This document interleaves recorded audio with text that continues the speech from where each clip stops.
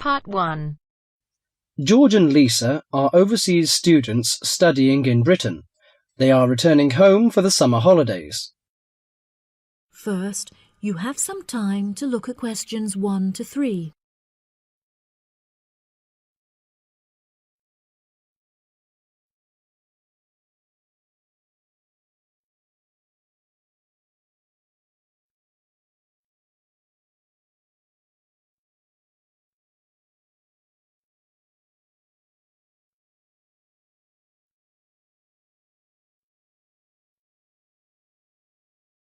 That'll be $23.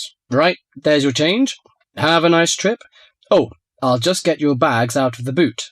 Thank you very much. Now, George, let's find the check-in desk. Yes, but with all the changes they have made here at the airport, I'm not sure where the check-in desk is. I know, it's strange, isn't it? Why don't we ask for help? Good idea. What about that man sitting down over there? Which one? The one with the hat on and in the trolley? No, the one with the uniform behind the table. I'll ask him. Excuse me, could you tell me where the check-in desk for France Air is, please? Oh, let me think. The best way to get there would be to turn left at the end there, where the cafe is, and then go straight ahead until you're opposite the departure gates entrance. Oh, no. Sorry. It might be quicker to turn right as soon as you get past the cafe, and keep going along the corridor until you come to the sliding doors at the end. On the left. Yes, that's it. All the check-in counters are in a hall there. I'm pretty sure France Air is directly to your left as you walk in the hall. Thanks a lot. So, it's the left past the cafe and then right opposite... The bookshop. You can't miss it. Come on then, Lisa. We don't want to be late, and I want some time to get a cup of coffee and look around the bookshop. Okay, George, but I want to go to the restroom first. I'll meet you at the check-in desk.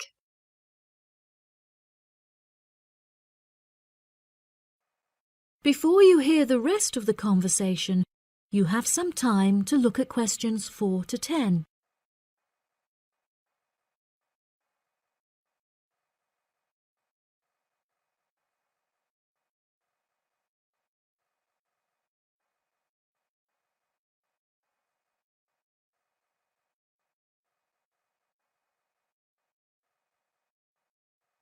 Now listen and answer questions 4 to 10. Good morning. Can I help you? Yes, I would like to check in for flight FA492. Very good. Can I have your ticket and passport, please? Oh, yes, here you are. Okay, thanks. If you could just put your suitcase on the scales.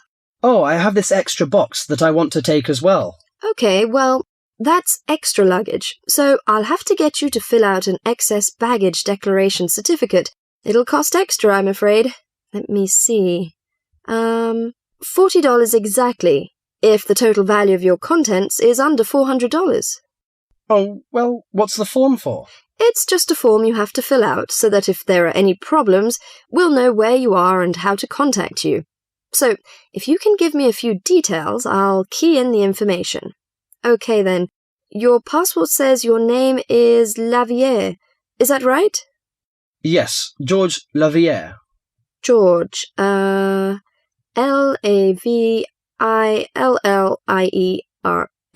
Good. Now, nationality. French? No, wait a minute. It's a Swiss passport. Well, yes, I live in France, but I was born in Switzerland. Swiss. Very good. Flight number FA492. Destination is... Paris. Are you connecting with any other flight in Paris, or will you be staying there? I'm spending my vacation in Paris. Well, Sèvres, just outside Paris. Okay. So what's the phone number there? Let me think. The country code for France is 33, and the number is 198614537. Right, so that's 331-9861-4537. Yes, that's it. And can you tell me briefly what you have in the box? Well, there are some books, just university textbooks from last semester, some clothes, and, my computer disks. Okay, thank you. And what would be the approximate value of the contents? Quite a bit, actually. About $150. That's all. There's your receipt for the box, your passport and ticket, and here is your boarding pass. Gate 7. You can board the plane in about 35 minutes. Have a nice flight. That is the end of part 1. You now have half a minute to check your answers.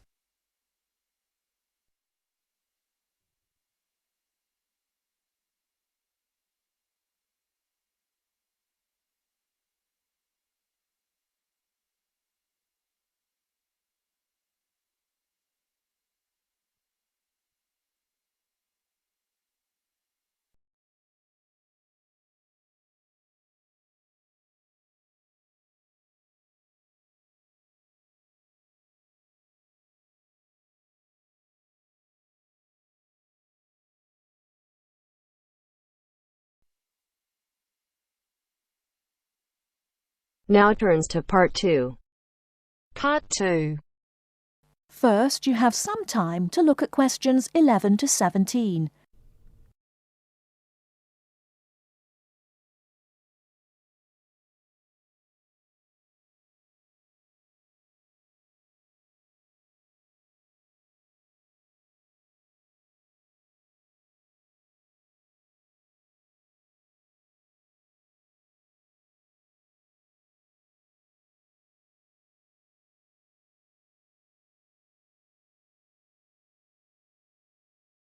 Now, listen carefully and answer questions 11 to 17. Hello, and thanks everyone for coming here today. I know it's always a bit stressful going for a job interview, but it's best to be prepared. For any of you who may not know me, my name is Fiona Ogilvie, and my job is to offer guidance and support for students with special needs. Now, you wouldn't be here today if you weren't interested in finding a job in the holidays. So let's get down to it and see what things you need to be looking out for. Most of you, I hope, will be applying for jobs with the companies that have been recommended by the university.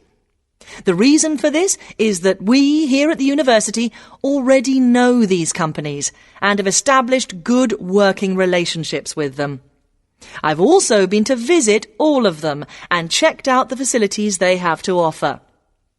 You really need to make informed choices when you're looking for a job and make sure you know before you even get to the interview stage that your needs will be met. But I know that some of you are applying for jobs independently and have looked at companies outside the university recommended list. So for you, it's best to plan ahead and be aware of what it is you may need while you're working. Things that you need to check when you go for an interview are there enough toilet facilities and are these easily accessible?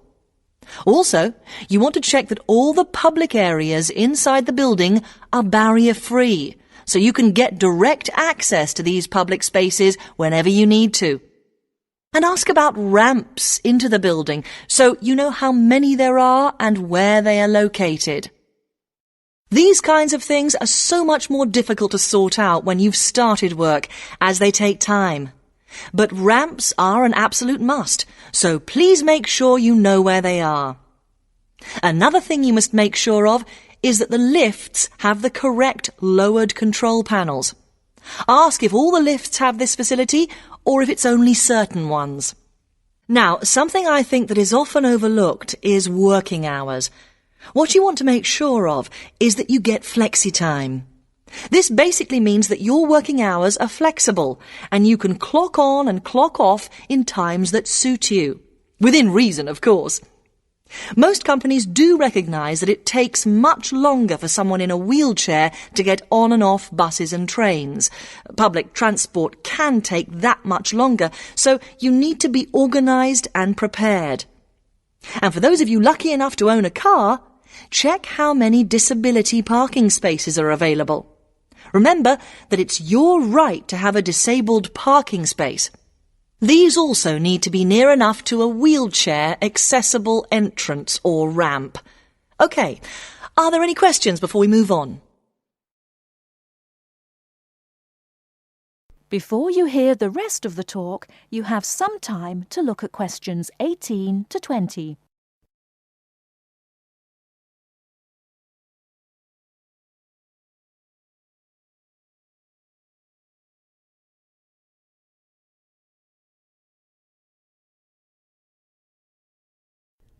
Now listen and answer questions 18 to 20.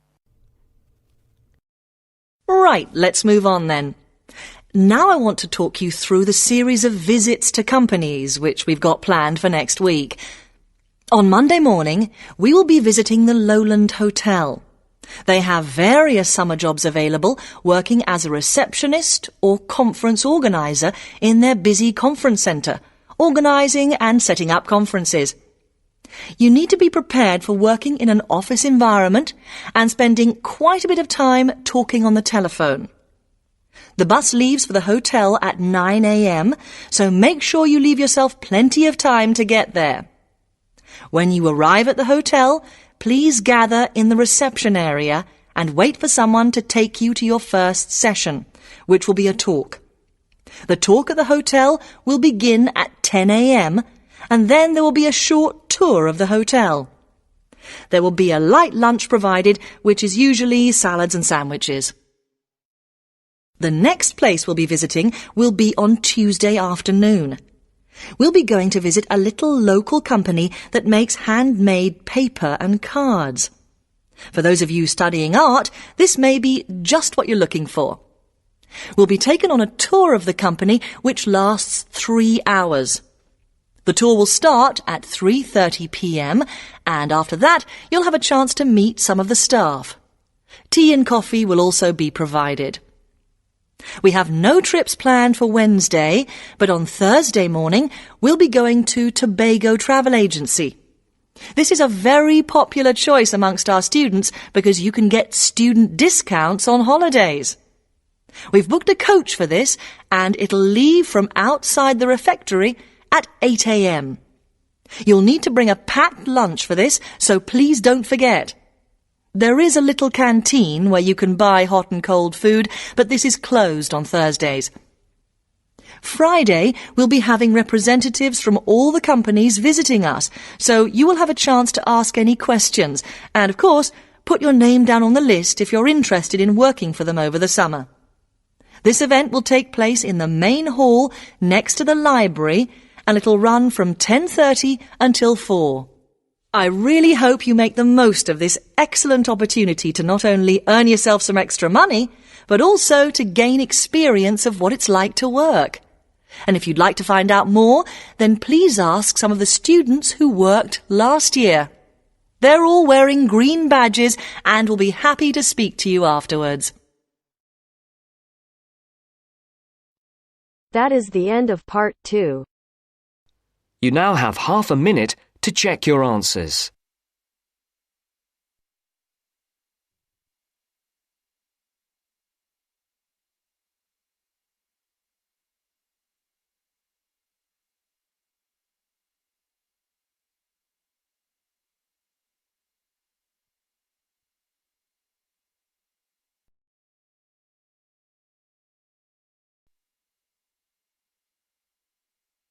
Now turns to part 3.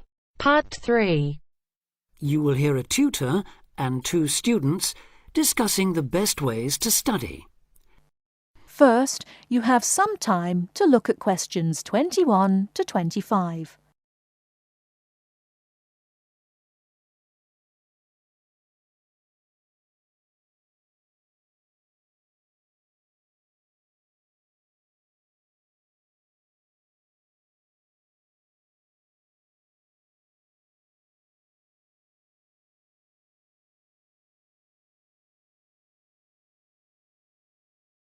Now listen carefully and answer questions 21 to 25. Well, how are you both settling in? Fine. Yes, no problems. So far, anyway. Good. Remember that as your personal tutor, I'm here to help you if you do have any difficulties. Now, as you know, lectures start on Monday, so I thought we'd look at a few ways of making the most of them, especially in terms of the notes you take. Let's begin by thinking about what you can do before you even go to the lecture. Any ideas? Make sure you're up to date with all the background reading, so you know plenty about the subject already. Yes, that's essential. The lecturer will assume you have that knowledge. Anything else, Carlos? Well, check what the topic's going to be. Of the lecture, that is. I'd go a bit further than that and consider what the content may be. Then you could ask yourself some questions that you want answering and listen out for the relevant information during the lecture. Okay. Now that brings us to the lecture itself and the actual business of writing notes. But there's a lot to deal with there, so we'll come back to that later. What I'd like to do for the moment is continue with the process of note-taking and move on to the next stage. Any suggestions for what that might be? When the lecture is over, you mean? Yes, once you're able to sit down somewhere quiet with your notes. Read them? More than that, you need to make sure they'll still make sense to you weeks, months later. Edit them? Yes, that's what's needed. It's well worth spending a few minutes on it. Any missing words, anything difficult to read, things you didn't have time to jot down, now is the time to do so, while everything's still fresh in your mind. Right. And after that, when's the best time to revise them? When do you think, Carlos? I'd say just before the next lecture, in the same subject. Precisely. That's a vital time to look at them again, for obvious reasons. But it's definitely not the only time. When should you revise them again? A month later, maybe? Sooner, and much more often than that. I'd recommend you look at them again once a week. That's why it's so important they're complete and easy to follow.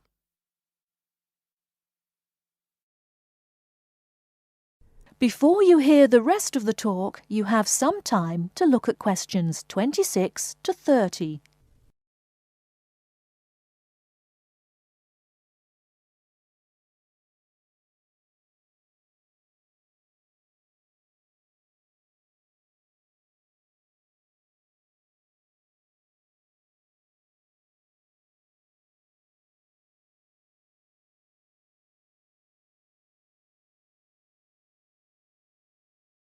Now listen and answer questions 26 to 30. Right. Let's go back to note-taking and begin with the basics before the lecture has even started. What should you do when you walk into the room? Get a good seat, at the front if you can, where you can hear clearly and avoid distractions. Yes, though obviously others will have had the same idea, so it's as well to get there a bit early. So, when the lecture's underway and you're busy jotting things down, what should you try to ensure? That you're getting all the main points. And what if you don't catch something you know must be important? I'd leave a space. Then I could check it later. Perhaps by asking a question at the end and fill it in afterwards. That's an excellent way to deal with it, yes. And there's something else I'd like to mention here. Talking about going through notes afterwards, it's absolutely vital that what you write is legible for one very good reason. It saves time. You'll waste many hours during the course if your revision is held up because you can't read what you've written. Okay. What else can we do to make listening and note-taking more efficient? Well, I always listen out for signpost words. Sorry, what are they? They're the ones lecturers use to say where they're going. A bit like a signpost at a road junction, I suppose. Things like, the first reason is, however, to sum up, and so on. Yes, they can tell you when something important is coming. And help you organize your notes, too. Is there anything else you can add, Carlos? There's something I think's very useful, but it's later, after the lecture is finished. Yeah, that's fine. Go on. Well, what I do is go through what I've written down, summing up the main points in a few words in the margin, on the left-hand side of the page. I try to use words that'll jog my memory, so that I can remember what everything's about when I look at them again. Yes, that can work very well. What some people do to review their notes is cover up their full notes from the lecture, maybe with a piece of paper or a card, and concentrate just on what they've put in the margin, trying to recall the details. Then they move the cover down a little and check whether they were right. Or you could put your main points on another piece of paper and clip them together. Instead of covering and uncovering, you just hold a page in each hand. Sure, it's down to personal preference, really. Everyone has their own learning style. That is the end of part 3. You now have half a minute to check your answers.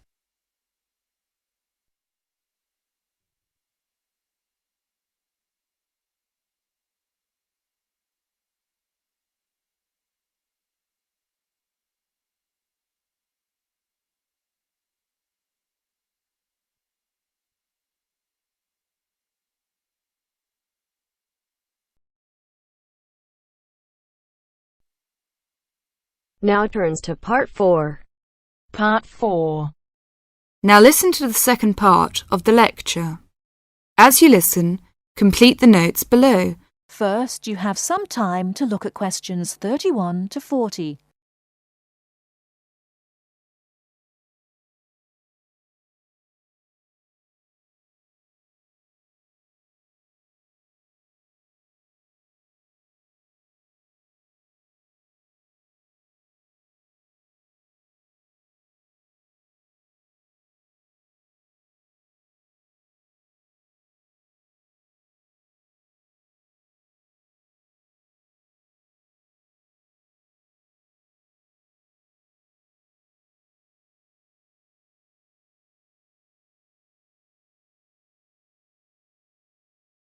Now listen carefully and answer questions 31 to 40.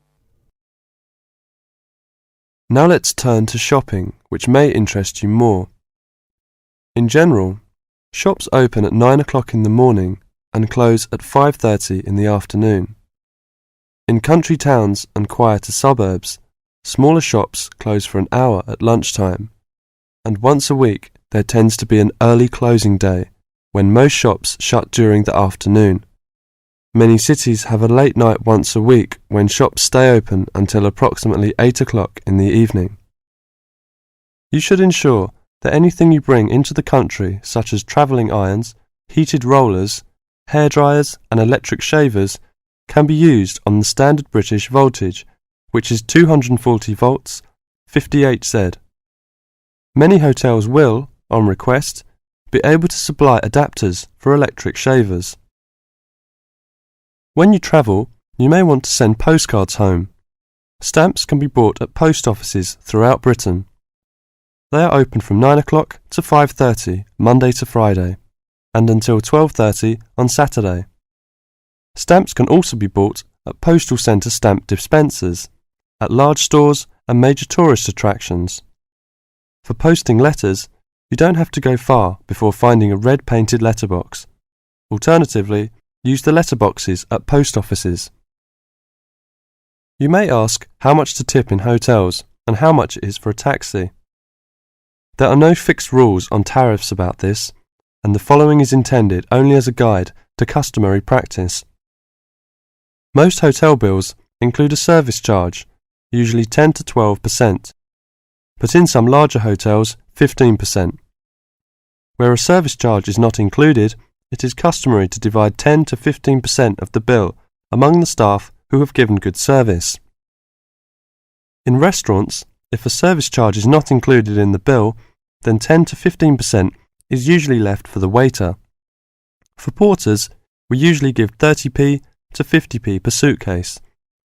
For taxis, 10 to 15% of the fare. Hairdressers, £2 according to how much work they have done, plus 50p to the assistant who washed your hair. If you drive in Britain, you should remember to drive on the left and overtake on the right. The wearing of seatbelts is compulsory for the driver and front seat passengers. Now let's talk about full details of Britain's road regulations. A copy of the Highway Code can be obtained from offices of the Automobile Association, AA, or Royal Automobile Club, RAC, at most ports of entry. These two motoring organisations can also provide plenty of helpful information to all motorists. Contact AA. Telephone is 01 854 7373, 24-hour service. RAC telephone is 0304 204 256, 24-hour service. For something more serious, telephone operators will give you the telephone number and address of a local doctor's surgery. Alternatively, you can go to the casualty department of any general hospital or, in the case of severe emergency, dial 999. 999 is free.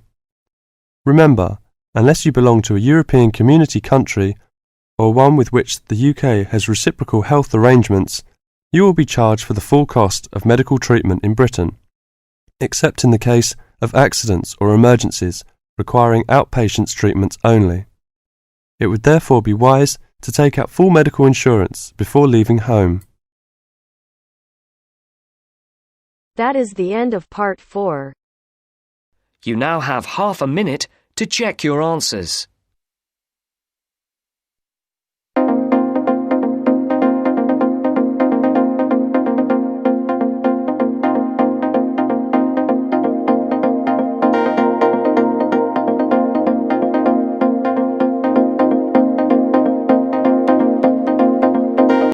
Welcome to our channel. I'm Simran, and today in this video I'll discuss with you writing tasks 2. So without wasting any time, let's start the video. So the question for today is, some people argue that the government should give every unemployed person a mobile phone and should make sure they have access to the internet. They believe this is the best way to use public money to reduce the problem of unemployment. Means, do you agree or disagree? To what extent do you agree or disagree with this notion, with this statement that government should provide mobile phones and internet access to the unemployed persons and by using the public money? Let's see how we will answer this. Unemployment triggers a plenty of issues of the society.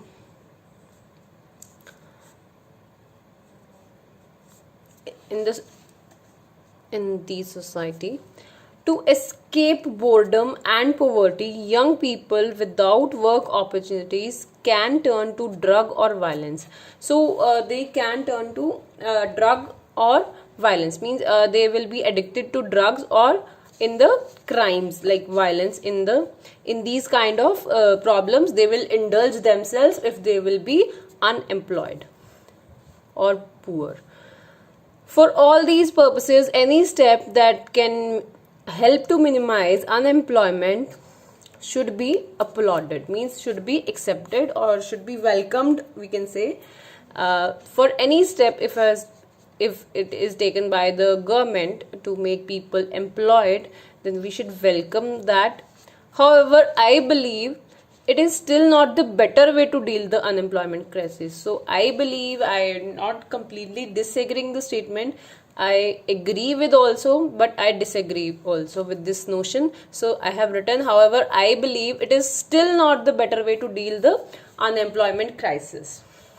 The job seekers' first priority is details, and the internet provides a unique tool in this regard. So internet provides a lot of job opportunities right nowadays. We can see that there is flood of job opportunities on internet. There are a lot of sites which provides you the job, about the details of the jobs, that here is the vacancy, there is the vacancy, these are the requirements, and each and every detail is provided on the internet. Job openings and training programs can be found on a computer screen in minutes, saving the time and money that would otherwise be spent by purchasing newspapers. So there is no need to purchase the newspapers as well.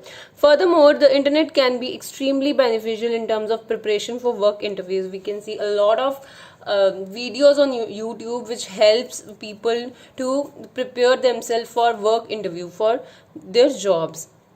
Once a suitable job vacancy has been found, it is critical to react rapidly, and a smartphone can be argued to be more convenient than a traditional phone in this regard. So if we have to apply for any kind of job. So instead of just calling them, we can drop our resume to that organization or to that company for getting the job. So the priority is critical, means it is important to react rapidly. We should react very quickly.